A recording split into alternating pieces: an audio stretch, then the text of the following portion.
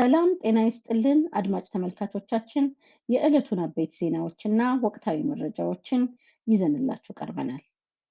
ከፖለቲካ ትንታኔዎች እስከ ጦር ሜዳ ውሎች በትክክለኛ መረጃ ላይ ብቻ የተመሰረቱ ትኩስና ሰበር ዜናዎችን እንዲሁም ወታደራዊ መረጃዎችን በዝርዝር ወደ እናንተ እናደርሳለን።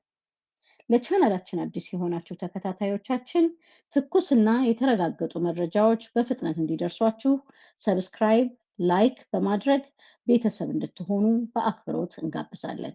ለሌሎች ተደራሽ እንዲሆን በማጋራት አግዙን። ቀጥታ ወደ ዝርዝር ዜናዎቹ አልፋለሁ። አብራችሁን ቆዩ።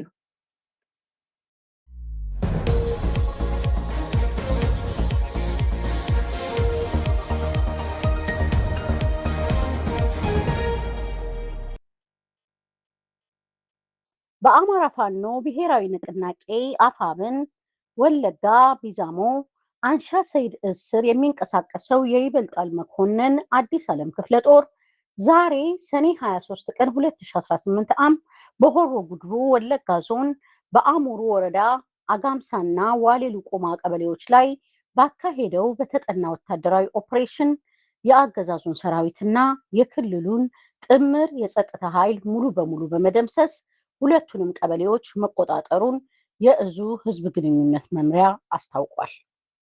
በጠዋቱ ውጊያ ፋኖች ድል የተቀናጁት የአገዛዙ መደበኛ ጦር፣ የአድማ ብተና ፖሊስ፣ ሚሊሻ፣ ሪፐብሊካን ጋርድ እና የጋቸና ሲርና የጸጥታ መዋቅሮችን በመግጠም መሆኑ ታውቋል።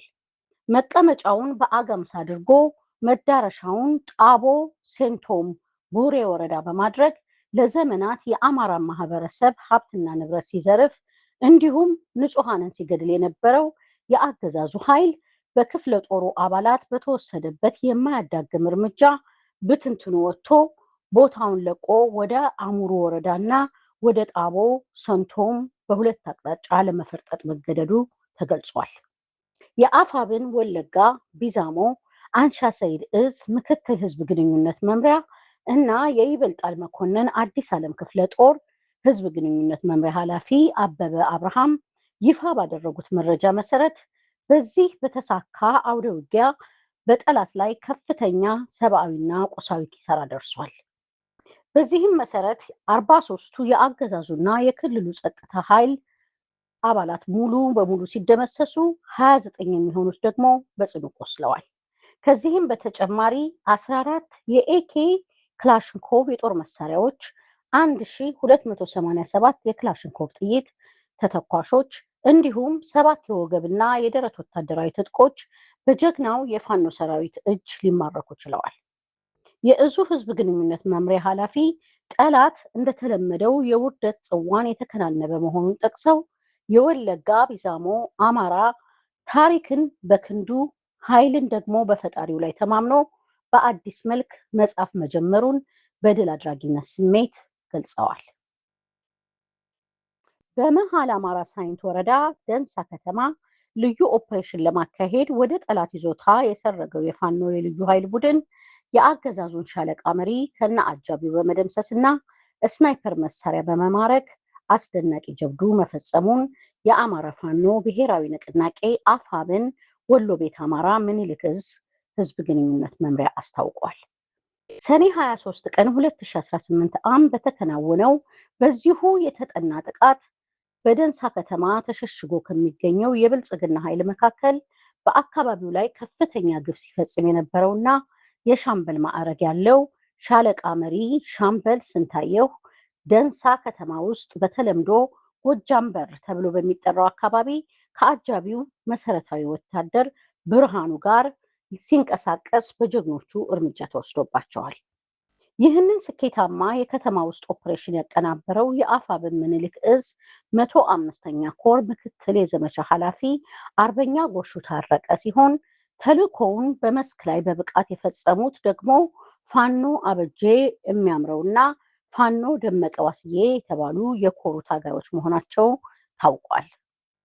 ሻለቃ መሪውንና አጃቢውን እስከ መጨረሻው በመሸኘት የጠላትን ስናይፐር መሳሪያ ማርከው በድል ወደ ምሽጋቸው የተመለሱት እነዚህ ትንታግ ፋኖዎች በምኒልክ ስር 105ኛ ኮር 47ኛ ክፍለ ጦር አትሮኖስ ሻለቃ ውስጥ ከፍተኛ የክብር አቀባበል ተደርጎላቸዋል። የእዙ ህዝብ ግንኙነት መምሪያ ባወጣው መረጃ ድንገተኛና ስልታዊ ጥቃቶችን የአገዛዙ መዋቅር ሙሉ በሙሉ እንደሚያሽመደምዱት ጠቅሶ መዳረሻው ድልና ነጻነት የሆነው የአማራ ህዝብ የህልውና ተጋድሎ ተጠናክሮ ይቀጥላል፣ ህልውናችን በተባበረ ክንዳችን በሚለው ጽኑ መርህ ትግሉ ወደ ላቀ ምዕራፍ መሸጋገሩን አረጋግጧል።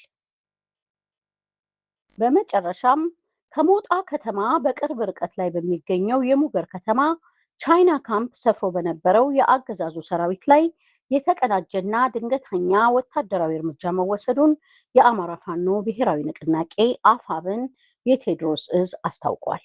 ሰኔ 23 ቀን 2018 ዓ.ም ማለዳ ላይ የተሰነዘረውን ይህንን መብረቃዊ ጥቃት የሰነዘሩት የእዙ 201ኛ ኮር 54ኛ ክፍለ ጦርና በሻለቃ ቃል ኪዳን የሚመራው ሳተናው ሻለቃ በጥምረት በመሆን ሲሆን በካምፑ መሽጎ በነበረው የጠላት የኃይል ስምሪት ላይ በተወሰደው እርምጃ አንድ ሙሉ ሬጅመንት የጠላት ኃይል መደምሰሱንና በርካታ የሰራዊቱ አባላትም መማረካቸውን የደረሰ መረጃ ያመለክታል።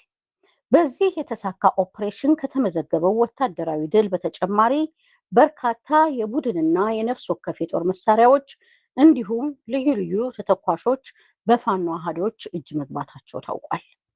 ከተማረኩት መሳሪያዎች መካከል ዋና ዋናዎቹ ዝርዝር 1 ዲሽቃ፣ 2 ብሬን፣ 1 ስናይፐር፣ 47 የክላሽንኮቭ ጠመንጃዎች፣ 4 ኤስኬኤስ መሳሪያዎች፣ 5 አብራራው መገናኛ ሬዲዮዎች እና በርካታ ቁጥር ያላቸው ተተኳሽ ጥይቶች እንደሚገኙበት የእዙ ወታደራዊ ምንጮች አረጋግጠዋል። ለዛሬ ያዘጋጀንላችሁ አበይት ዜናዎችና ወቅታዊ መረጃዎች እነዚህን ይመስሉ ነበር። እስከ ዝግጅታችን ፍጻሜ ድረስ አብራችሁን ስለቆያችሁ ከልብ እናመሰግናለን። መረጃዎቹ ተደራሽነታቸው እንዲሰፋ ቪዲዮውን ላይክ እንዲሁም ለሌሎች እንዲደርስ ሼር በማድረግ አግዙን። እስካሁን ሰብስክራይብ ያላደረጋችሁም የቻናላችን ቤተሰብ እንድትሆኑ በድጋሚ እናስታውሳለን። በሌሎች ወቅታዊና የተረጋገጡ መረጃዎች በቀጣይ ዝግጅታችን እስከምንገናኝ ድረስ ቸርን ሰንብቱ።